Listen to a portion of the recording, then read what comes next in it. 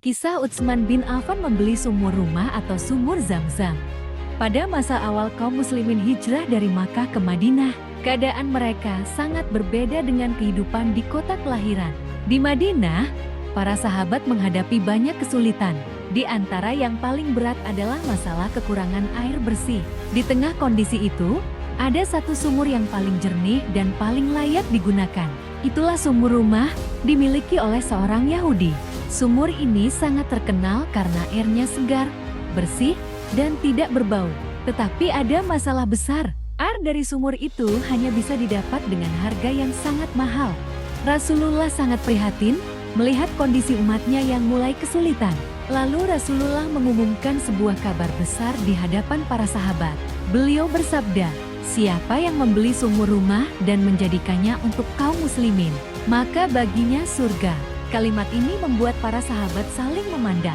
Mereka tahu, membeli sumur itu berarti membutuhkan harta yang sangat besar. Namun, ada satu orang yang langsung tergerak hatinya. Dialah Utsman bin Affan radhiyallahu anhu, salah satu dari 10 sahabat yang dijamin masuk surga. Tanpa menunda waktu, Utsman mendatangi pemilik sumur tersebut. Ia menawarkan harga tinggi untuk membeli sumur itu secara penuh. Tetapi sang pemilik menolak. Baginya, sumur itu adalah sumber kekayaan besar. Ia mendapatkan keuntungan setiap hari dari penjualan airnya. Utsman tidak menyerah. Ia kemudian menawarkan membeli setengah hak kepemilikan sumur, sehingga sumur itu bisa digunakan bergantian. 1 hari untuk Utsman, 1 hari untuk pemilik Yahudi itu. Tawaran itu akhirnya disepakati. Utsman memiliki rencana mulia yang tak terbayangkan oleh sang pemilik.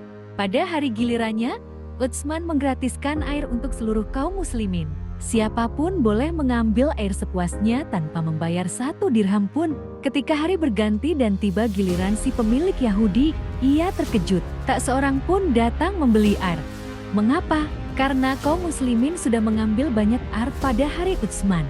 Mereka menyimpannya, sehingga hari berikutnya mereka tidak perlu membeli apapun.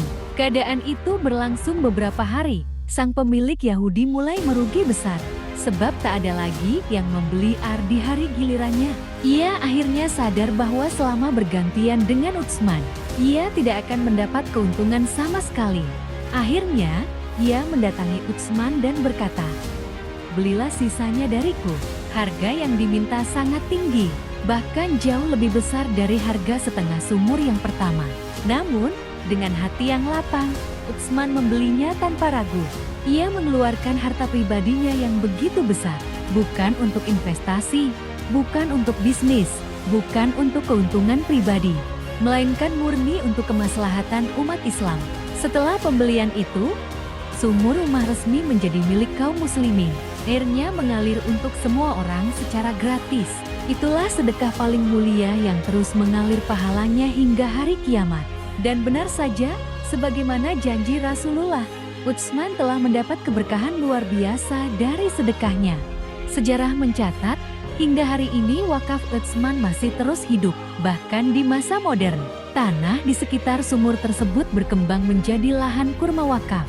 Hasil kebunnya terus menghasilkan pemasukan yang disimpan atas nama Utsman bin Affan dan digunakan untuk proyek-proyek amal kaum muslimin.